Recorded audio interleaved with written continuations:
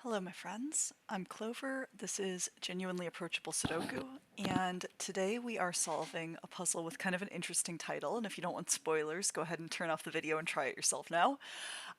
This puzzle is called Knowing the Ropes.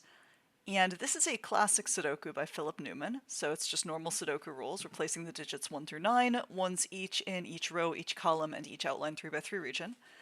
And it's called Knowing the Ropes because this puzzle showcases a property called roping. And what is that?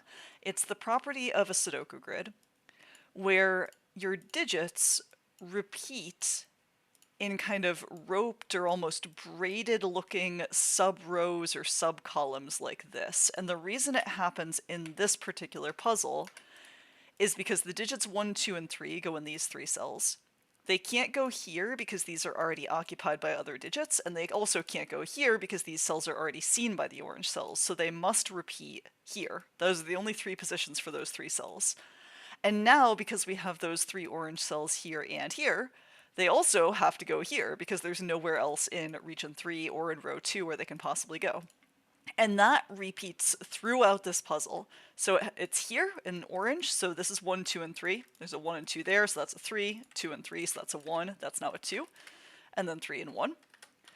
And it also happens here. This 7, 2, 6 is going to get repeated right here.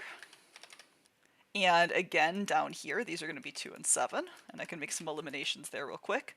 This 9, 6, 3 gets repeated here. The 3 must go there, and this is a 6 and a 9. And also here, so the 3 goes there and there. The 2, 9, 4 must be repeated here.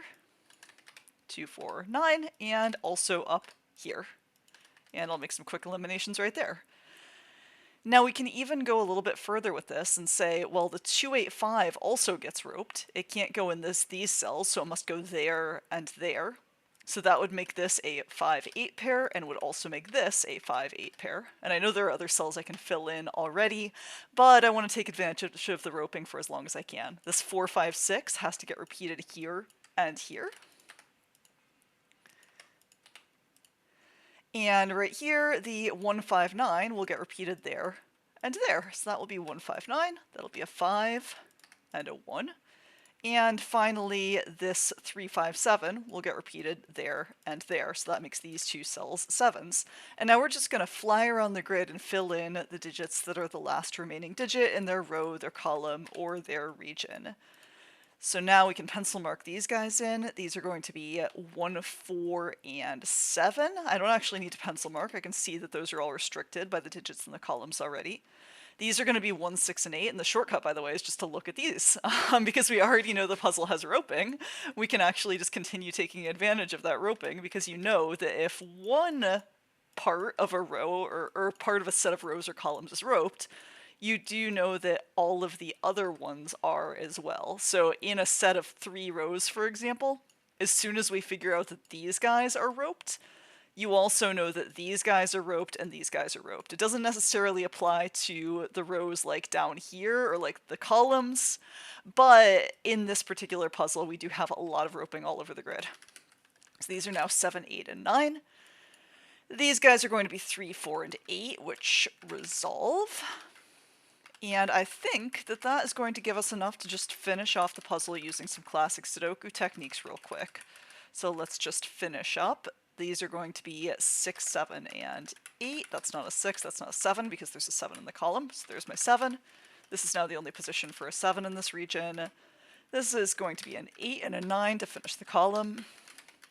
6 and 8 to finish that region.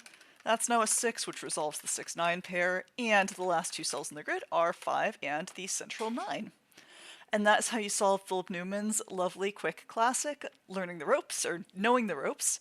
Hope you guys enjoyed that. Hope you enjoyed learning a little bit about roping. This is a really beautifully implemented example of that. And if you want to solve it yourself, the link to do so is in the description below this video. Check that out, and I will see you again in 3 days.